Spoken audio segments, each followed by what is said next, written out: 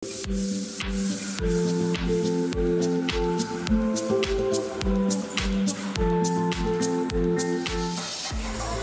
dia nih, salah satu wahana ekstrim kekinian yang ada di salah satu objek wisata kawasan Lembang, Kabupaten Bandung Barat, Jawa Barat.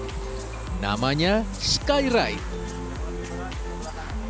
Meskipun jalannya pelan, tapi lumayan nguji adrenalin juga nih sahabat. Soalnya kita harus terus goes pedalnya di ketinggian 3-6 meter. Tapi kalau goesnya sama pasangan sih, gimana rasanya Mas? Nanti kalau butuh bantuan tekannya memacu adrenalin yang pertama ya. Juga kita kalau sama pasangan kita jadi menyenangkan gitu karena kita bisa sambil goes bersama gitu, nikmati momen berdua kayak gitu. Asik. Ya gimana nggak nikmatin momen berdua sahabat? Lintasannya aja cukup panjang, 250 meter. Terus mengelilingi 3 wahana negara sekaligus, yaitu India, China, dan Jepang. Objek wisata satu ini memang memiliki tema keragaman negara di benua Asia dan Afrika. Jadi ya vibes-nya serasa keliling dunia aja sih sahabat. Selain itu, ragam budaya yang ditonjolkan tiap negara juga sangat menarik dan edukatif untuk si kecil.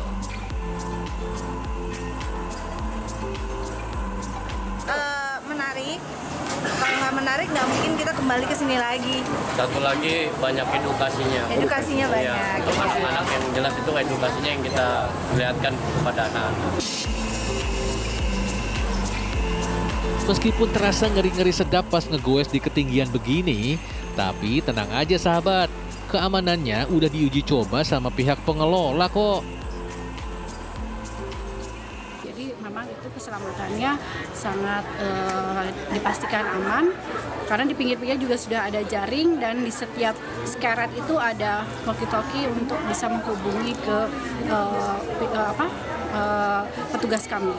Untuk tiketnya sendiri berapa? Itu untuk 1 orang, jadi itu bisa diisi untuk 2 orang. Nah, aman kan? Udah gitu tiket per orangnya juga cuma Rp30.000 aja.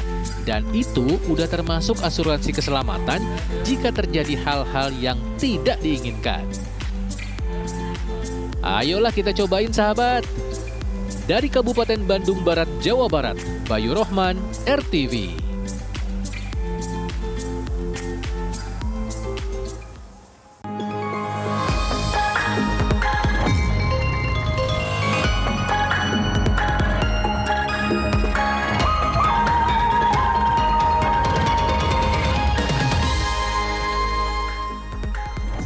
Gimana Cia? Siap melintasi 3 negara dengan bersepeda seperti tadi ya? Wah, siap dong. Ini berolahraga ya, seru ya? betul seru, dan ini jadinya bikin kita mau cuti lagi ya, sekarang mau berlibur Udah lagi long ya. weekend pada kemarin ya? Betul, ternyata yang kita lihat, waduh liburan lagi. Mungkin nanti Iya. bisa nih Oscar bersama keluarga ya ke Bandung Untuk tuh. referensi akhir pekan nanti tentunya untuk sahabat RTV juga. Dan kami sudah menyiapkan sejumlah informasi menarik lainnya sahabat RTV di Lensa Indonesia Pagi bersama saya Oscar Haris. Dan saya Felicia Wu, ini dia Lensa Indonesia Pagi selengkapnya untuk kamu sahabat RTV.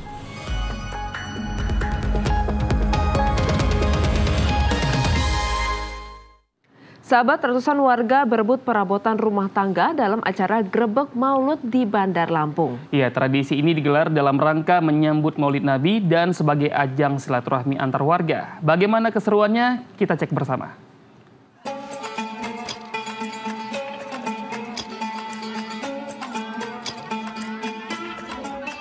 Dipilih. Ada mangkok, gayung, baskom, pakaian, peralatan elektronik, dan masih banyak lagi perabotan rumah lainnya. Gak cuma itu sahabat, ada juga gunungan makanan dan jajanan yang diletakkan di tengah-tengah warga yang hadir. Ini bukan barang dagangan ya sahabat, tapi barang-barang yang akan diperebutkan oleh ratusan warga. Kayak gini nih. Wah, seru ya sahabat. Lihat nih, banyak banget yang didapat ibu ini. Wah, juara deh ibu-ibu ini. Gak ada yang bisa ngalahin. Tapi jangan khawatir, semua kebagian kok. Karena ada 1.446 barang yang disediakan, sesuai dengan tahun Hijriah. Oh, berapa ini bagus, ukuran Sukabumi bagus. Nah, Ibu dapat apa nih, Bu? Ini sudah menjadi tradisi yang digelar di Musola Al-Awabin di Bandar Lampung, Lampung dalam rangka menyambut Maulid Nabi Muhammad SAW. Tradisi ini dikenal dengan Grebek Maulud. Sebelum berebut hadiah, warga terlebih dahulu melakukan rangkaian acara sholawat dan doa bersama. Dalam rangka memperingati Maulid Nabi SAW, Grebek Maulid ini sepertinya amat meriah. Nah, ke depan seperti apa nanti, Pak? Ya, setiap tahun kita adakanlah, mungkin lebih hebat dari yang sekarang. Selain untuk memupuk kecintaan kepada Nabi Muhammad SAW, tradisi ini juga menjadi ajang silaturahmi bagi warga dan jamaah musola. Jadi nggak heran, acara ini selalu dinanti oleh warga di setiap tahun. Dari Bandar Lampung, Lampung, Ferry Novianto, RTV. Ya sahabat, masih seputar libur panjang nih sahabat. Selain berjalan-jalan ke tempat wisata, warga Kuningan, Jawa Barat justru punya kegiatan seru untuk mengisi liburan. Ya, untuk menyambut Maulid Nabi, mereka punya tradisi menangkap ikan dengan tangan kosong alias ngobyak balong. Seperti apa keseruannya? Ini dia informasinya.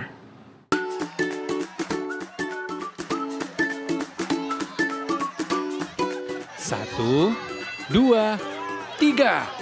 Ayo sahabat, jangan sampai ketinggalan. Ada ratusan kilogram ikan yang sudah siap untuk kita tangkap. Tapi, nangkapnya pakai tangan ya. Nggak boleh pakai alat pancing, apalagi pakai jaring. Seru kan? Seperti inilah acara ngobyak balong ikan yang berlangsung di Kelurahan Cigadung, Kecamatan Cigugur, Kuningan, Jawa Barat. Ada 3,5 kintal atau 350 kg ikan mas yang disebar di dalam empang untuk kemeriahan acara ini. Yang jelas, untuk bisa mendapatkan ikan butuh ketelitian tinggi nih sahabat. Soalnya mencari ikannya di dalam air yang bercampur lumpur. Ngobek balong. Apa itu namanya? Ngobek balong tuh mencari ikan sama-sama. Oh. Seru nggak sih? Seru banget. Seru. Nangkapnya gimana? Di balong. Pakai apa? Pakai tangan. Pakai tangan. Sulit nggak? Sulit banget. Oh sulit. Sekarang udah dapat belum? Udah dapat 3. Oh dapat. Dan siapakah juaranya? Bukan bapak-bapak, bukan juga anak-anak, melainkan emak-emak yang berhasil mendominasi hasil tangkapan. Sisa-sisa gampang. Oh caranya gimana sih? Caranya ya kalau diubek-ubek dulu, nggak mabuk baru bisa ambil. Ibu udah dapat banyak belum? Udah dapat tuh di. Oh gitu. Banyak. Ya alhamdulillah. Acara ngobyak balong ikan ini merupakan tradisi rutin tahunan setiap Maulid Nabi. Acara ini digelar sebagai bentuk rasa bersyukur, sekaligus sarana hiburan dan mempererat kerukunan warga. Dari Kuningan, Jawa Barat, Abdul Rohman, RTV. Kita ke informasi lainnya. Setelah Menpora bilang masalah venue berlumpur di Sumut teratasi, muncul lagi nih persoalan lain di pagelaran PON Aceh Sumut. Ya, alih-alih susu segar di snack box untuk atlet, isinya malah santan kemasan. Waduh, nih kita lihat ya video viralnya.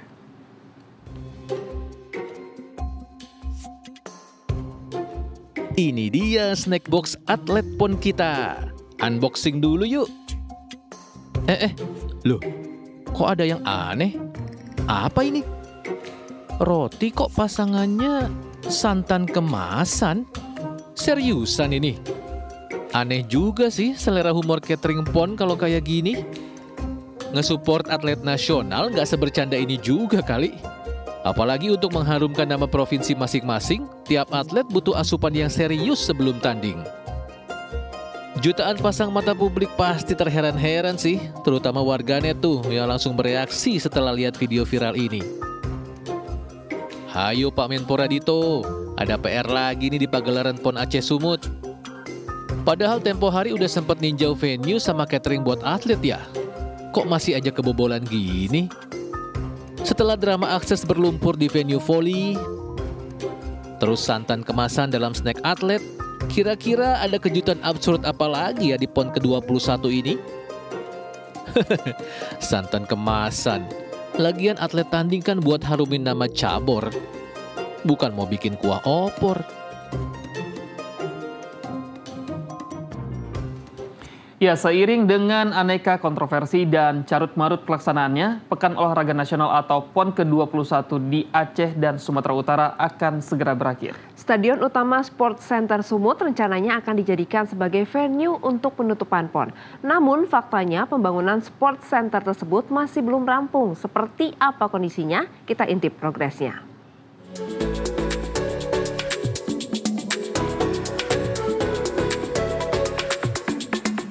Seperti inilah kondisi luar Stadion Utama Sport Center di Deli Serdang, Sumatera Utara seminggu kemarin.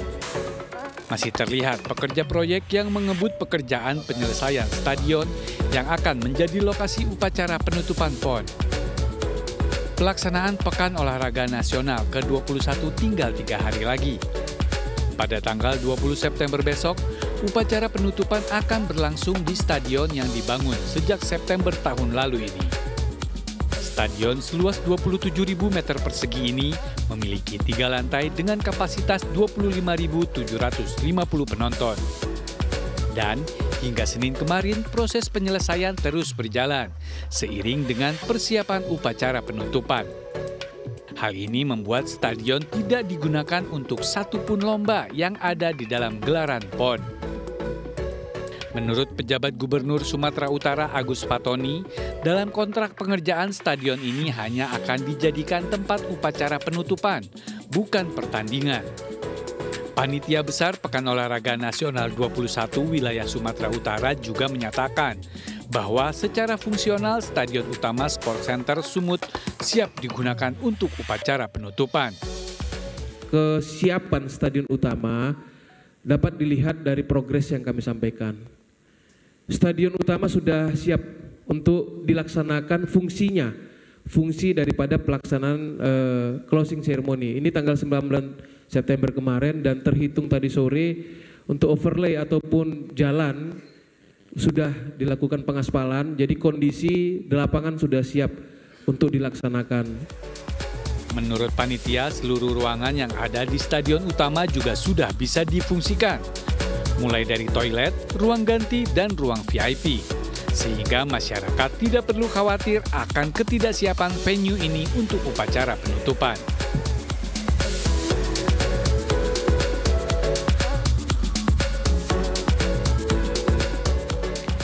Siapa nih sahabat yang nggak sabar untuk mengunjungi ibu kota Nusantara? Ada kabar baik nih, mulai Senin kemarin IKN resmi dibuka untuk umum. Ya, tapi apa syaratnya ya?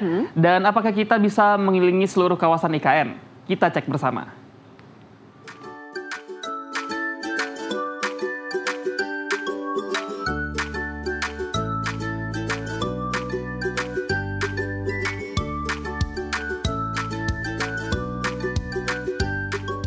Kamu harus unduh dulu aplikasi IKN Away melalui Play Store atau App Store di ponsel kamu. Lalu kamu daftar dulu di aplikasi IKN Away ini. Ini jadi syarat utama kamu untuk mendapatkan akses masuk ke kawasan IKN. Kenapa pendaftaran di aplikasi jadi syarat utama untuk bisa berkunjung ke IKN? Karena pendaftaran itu akan menjadi bukti yang harus ditunjukkan kepada petugas dari otorita IKN. Nah, bukti pendaftaran itu akan kita tunjukkan saat kita berada di titik kumpul, yaitu di rest area IKN di Simpang Trunen. Dan tempat ini akan menjadi titik awal kita berangkat menuju kawasan inti pusat pemerintahan. Setelah semua dicek bukti pendaftarannya di aplikasi, waktunya kita berangkat sahabat. Buat kamu yang bawa kendaraan pribadi, mohon maaf nih, kamu harus parkir mobil kamu di rest area. Karena untuk masuk ke IKN sudah disiapkan electric vehicle atau kendaraan berupa bus listrik yang ramah lingkungan yang akan membawa kita masuk ke IKN. Oke, kita berangkat. Bus listrik ini akan membawa kita ke titik kunjungan kita, yaitu di Plaza Seremoni dan Taman Kusuma Bangsa. Nyaman banget loh naik bus ini. Jelas saja, ini kan bus listrik, no bising. Dengan bus ini, kita hanya memerlukan waktu 10 menit saja untuk tiba di Plaza Seremoni dan Taman Kusuma Bangsa. Sampai deh. Waktunya memenuhi keingintahuan kita melihat langsung perkembangan pembangunan kawasan IKN, sekaligus menikmati pemandangan indah Taman Kusuma Bangsa, serta menghirup udara yang sangat segar di tempat ini nih sahabat. Hei, tetap, swafoto jangan sampai terlewatkan. Di area Plaza Seremoni dan Taman Kusuma Bangsa ada keran-keran air yang disediakan dan bisa diminum langsung. Bagaimana Pak? Seger nggak airnya? Sama kayak saya pakai air mineral biasa. Dan di Taman Kusuma Bangsa kita bisa melihat bangunan megah seperti kantor Kementerian Koordinator, Istana Garuda, dan Istana Negara. Pokoknya dijamin puas deh. Baru perdana dan suami saya juga baru perdana ke sini. Kalau keluarga saya mungkin sudah kedua kalinya ke sini. Dan saya sangat bersyukur sekali melihat banyak orang di sini, banyak keluarga di sini merasakan hal yang sama untuk antusias datang ke Ibu Kota Nusantara. Tahun lalu sebenarnya kami sudah ke IKN. Nah, melihat upacara 17 Agustusan kemarin, kami ingin balik lagi ke sini. Bagus, enak. Kita pakai aplikasi ya untuk hari ini. Nah, dari kemarin kita nggak bisa masuk sebenarnya, cuman kali ini bisa masuk pakai aplikasi yang baru dirilis kemarin itu. Luar biasa, keren, mantap. Wah, yang takjub dan puas nggak hanya masyarakat kita loh sahabat. Pasangan bule asal Jerman ini juga merasakan kepuasan yang sama. It's very green, I think, and I really like that you can walk everywhere. It's not very common in Indonesia. Also, the buildings here that they're building looks very nice. Also, of course, the presidential palace is huge and amazing. Dan setelah lelah berkeliling, bersuah foto, bercengkeramah di IKN, kita bisa kembali ke rest area dengan menunggu bus listrik di halte Plaza Seremoni Barat ini. Ada lagi yang kamu harus tahu nih sahabat. Selama kita berkunjung di kawasan IKN, ada 12 larangan yang harus kita taati loh.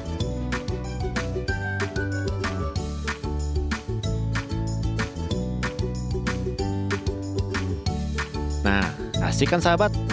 Dan buat kamu yang belum kebagian kesempatan, jangan khawatir dan bersedih hati. Kunjungan terbuka ke kawasan IKN berlangsung sampai tanggal 30 September mendatang, mulai pukul 9 pagi sampai pukul 5 sore waktu Indonesia Tengah. Sahabat RTV, sebagai ibu kota yang masih dalam tahap pembangunan, Otorita IKN masih tetap memperhatikan faktor keamanan dan keselamatan bagi para pengunjung. Setiap harinya, pengunjung hanya dibatasi sampai 300 pengunjung saja. Selain itu, pengunjung diwajibkan mematuhi aturan yang berlaku, termasuk menjaga kebersihan, tidak merokok, dan juga mengikuti arahan yang diberikan oleh petugas selama kunjungan. Dari Ibu Kota Nusantara, Yoga Mukti, RTV. Ya sahabat, demikian Lensa Indonesia pagi kali ini. Saya Oscar Haris. Dan saya Felicia Bu mengucapkan terima kasih atas kebersamaan kamu. Selamat pagi, selamat beraktivitas, dan sampai jumpa.